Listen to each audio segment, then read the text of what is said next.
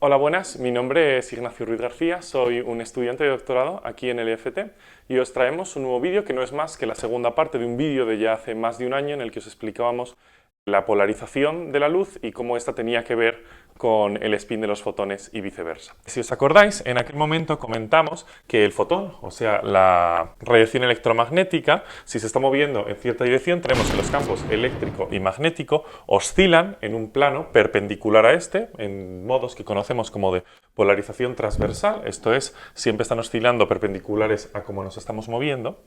Y dijimos que podría haber un tercer modo de polarización, que es el longitudinal, en el que el campo oscilaría en la misma dirección en la que se está moviendo. Pero dijimos que en la luz este modo de polarización no aparecía. Esto estaba causado porque los fotones no tenían masa. Y en un momento nos lo creímos. ¿Por qué? ¿Por qué? ¿Por qué? ¿Por qué? ¿De dónde viene este poder? Vamos a explicar en este vídeo cuál es la causa de que según tengan masa o no, los distintos campos vectoriales tengan unos modos de polarización u otros y cuáles son otras posibles diferencias entre estos tipos de campos. Vamos a ello.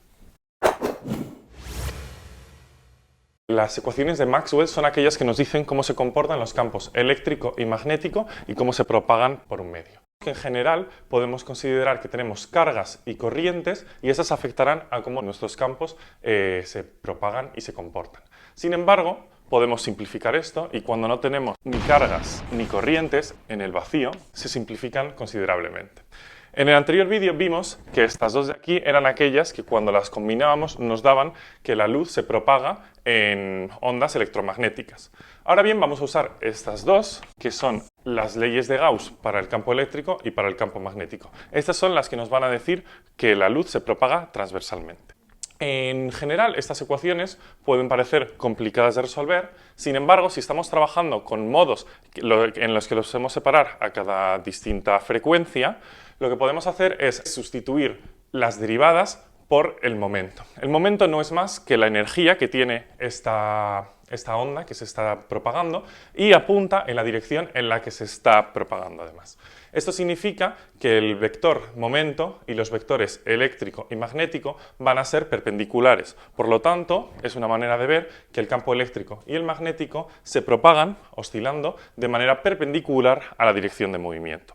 De esta manera, simplemente utilizando las ecuaciones de Maxwell, podemos ver que la luz, un fotón, tiene polarización totalmente transversal. Sin embargo, nos podemos imaginar otros campos vectoriales que podrían tener masa o no y que no van a cumplir estas ecuaciones de Maxwell. ¿Cómo están entonces afectados por las distintas polarizaciones? Vamos a verlo. En primer lugar, vamos a considerar campos vectoriales que tienen masa, entonces suponemos que se están propagando en cierta dirección y a priori pueden tener tanto componentes transversales como longitudinales.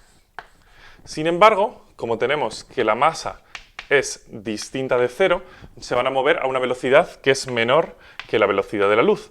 Por lo tanto, podemos hacer un cambio a otro sistema de referencia, que diremos que es un sistema de referencia en reposo, en el que estamos viendo que este campo ya no se está propagando.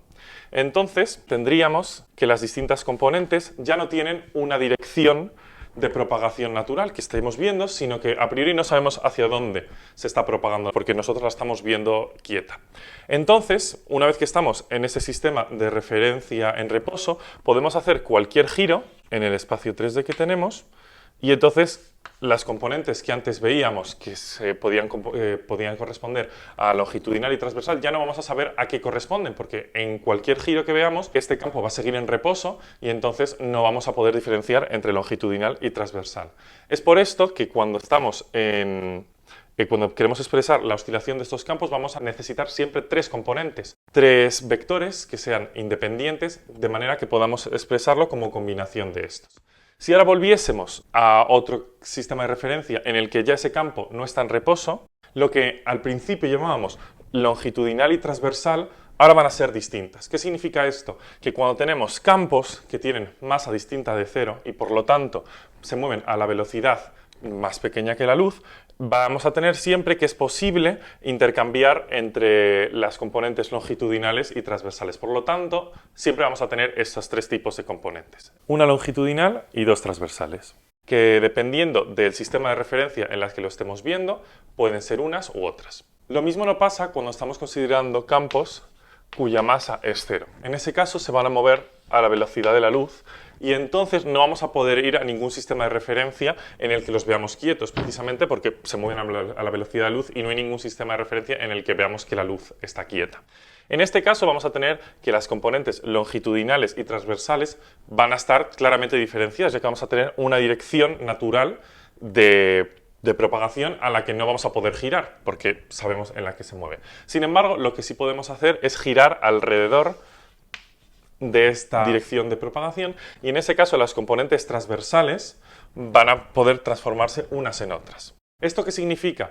Que siempre cuando tenemos campos que van a la velocidad de la luz vamos a poder diferenciar entre la parte transversal, que va a tener siempre dos componentes, y la parte longitudinal, que va a tener solo una. Ahora bien, dijimos que esta componente longitudinal no existía, por ejemplo, en la luz, y va a pasar lo mismo en otros campos que no tengan masa.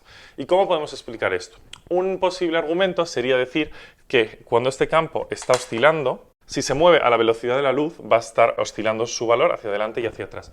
Podríamos pensar que cuando se está moviendo hacia adelante, en el mismo sentido en el que se está propagando, se estaría propagando, transmitiendo más rápido que la velocidad de la luz. Esto podría convencernos, pero a poco que pensemos, vamos a ver que esto no es un argumento que sea válido. Porque el campo vectorial que tenemos aquí no es una pelotita que se esté moviendo. El campo vectorial no es más que un número en esta cierta dirección, que sea hacia adelante o hacia atrás, no nos va a decir más que el signo que tiene este campo vectorial. Para demostrar que efectivamente esta componente longitudinal no existe, vamos a tener que emplear un poco más de artillería matemática. En realidad, cuando pensamos en un fotón, no tenemos que imaginarnos el campo eléctrico y magnético de manera independiente, sino que el fotón es un campo independiente que, por estar trabajando en relatividad especial, va a tener 4 componentes, una temporal y 3 espaciales. A partir de este campo, del campo del fotón, podemos definir lo que se conoce como tensor electromagnético a partir de sus derivadas. Lo podemos ver como una matriz en la que el campo eléctrico y el magnético aparecen. Si conocemos las componentes, cómo se comporta este fotón, vamos a poder obtener el campo eléctrico y el magnético a través de este.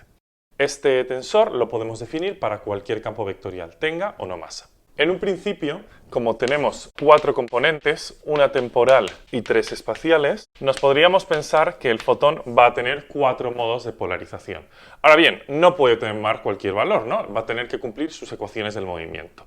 Esta, que se conoce como la ecuación de Proca, podríamos verlo como que es una generalización de las ecuaciones de Maxwell cuando tenemos campos que tienen masa. Si exigimos que nuestro campo sea una solución a esta ecuación, lo que vamos a hacer es perder un grado de libertad.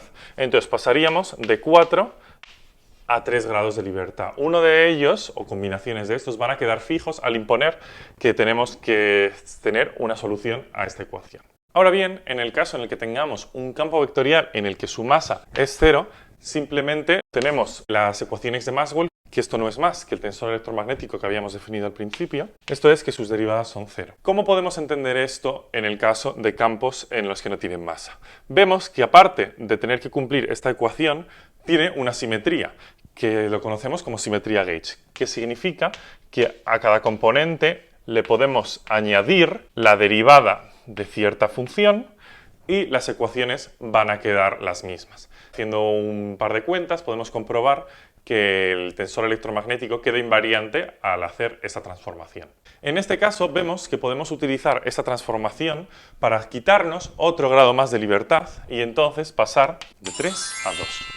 De esta manera, cuando tenemos un campo vectorial que en un principio tendría 4 componentes, si su masa no es cero, al cumplir las ecuaciones del movimiento pasamos de 4 a 3 y cuando su masa es 0, no solo perdemos un grado de libertad por cumplir las ecuaciones del movimiento, sino otro más por la simetría Gauge que tiene ese sistema, quedándonos en 2.